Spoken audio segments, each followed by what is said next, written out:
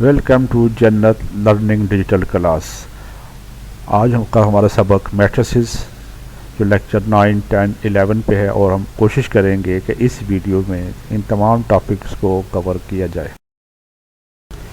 Matrices can be defined as a rectangular array of m into n numbers real complex in the form of m horizontal lines called rows and n vertical lines called columns is called a matrix of order m by n written as m into n matrix. Such an array is enclosed by a square bracket.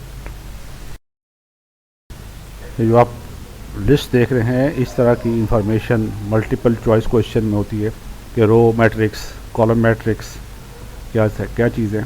Row matrix, a matrix having only one row is called row matrix. Column matrix, a matrix having only one column is called column matrix. Zero or null matrix, if all the elements are zero in a matrix, then it is called a zero matrix. Singleton matrix, if there is only one element in a matrix, it is called a singleton matrix. Horizontal matrix, a matrix of order m into n is a horizontal matrix if number of columns are more than number of rows. Vertical matrix, a matrix of order m into n is a vertical matrix if number of rows are more than number of columns. Square matrix, if the number of rows and the number of columns in the matrix are equal, then it is called a square matrix. Diagonal matrix, if all the elements except the principal diagonal in a square matrix are zero, it is called a diagonal matrix. If all the elements in diagonal of matrix are equal, it is called a scalar matrix. Identity unit matrix, if all the elements of a principal diagonal in a diagonal matrix are 1, it is called a identity matrix. एक सवाल उठता है कि matrices को सीखना क्यों ज़रूरी है, उसकी क्या एप्लीकेशन क्या है उसकी वजह यह है कि बहुत सी फील्ड्स में यूज़ हो रहा है, जैसे कंप्यूटर साइंस, इंजीनियरिंग, स्टैटिस्टिक्स, और उसकी मेन पॉइंट्स हैं वो ये हैं कि representing system of equation, working with large amount of numbers, solving problems, creating graphs and statistics, analysing circuits, guiding robots and craft, developing scans, encrypting messages वगैरह, और भी बहुत से टॉपिक्स हैं इस पर।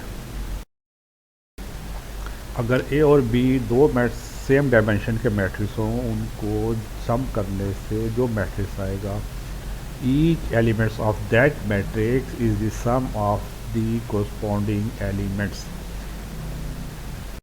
आइए देखते हैं कि मैट्रिक्स को ऐड कैसे करते हैं। इस बात को यकीनी बनाएं कि मैट्रिक्स की डायमेंशन एक जैसी हो, यानी उनमें कतारों, रोज़ और कॉलम की तादाद एक जैसी हो।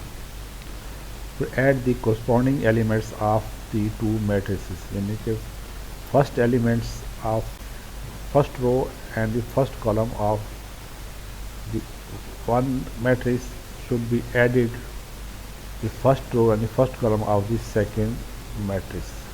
तो इसको रिपीट करना है तमाम एलिमेंट्स के लिए। आइए देखते हैं कि मैट्रिसेस को मल्टीप्लाई कैसे करना है। तो सबसे पहले मल्टीप्लिकेशन के लिए डायमेंशन चेक करनी है कि the number of columns in the first matrix must equal the number of rows in the second matrix. और दूसरा पॉइंट ये चेक करना है कि for each entry in the resulting matrix multiply the corresponding row of the first matrix, multiply the corresponding row of the first matrix by the corresponding column of the second matrix, यानी कि first row और first column को आपस में multiply करके add करना है। आइए देखें कि मल्टीप्लाई कैसे कर रहे हैं।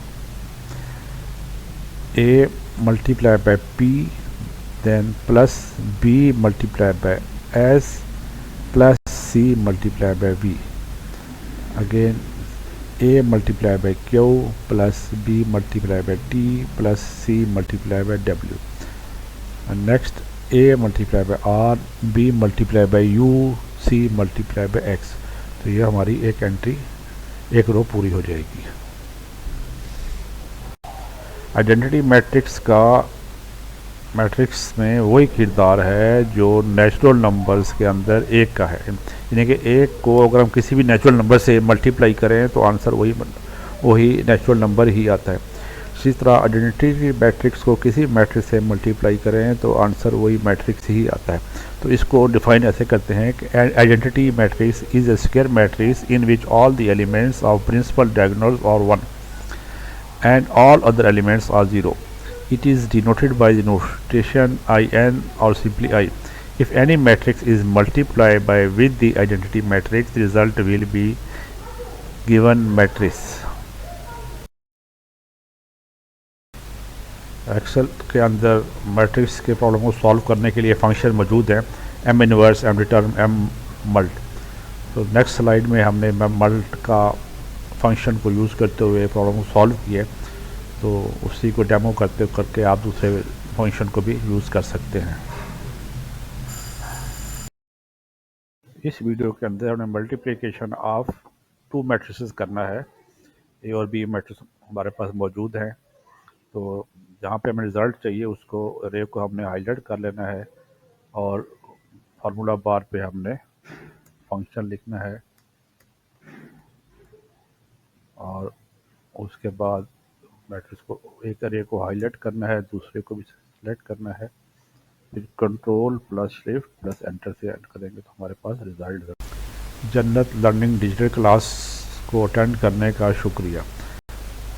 बाकायदा अपडेट्स और कीमती इंसाइट के लिए जन्नत लर्निंग को सब्सक्राइब करें। Good bye.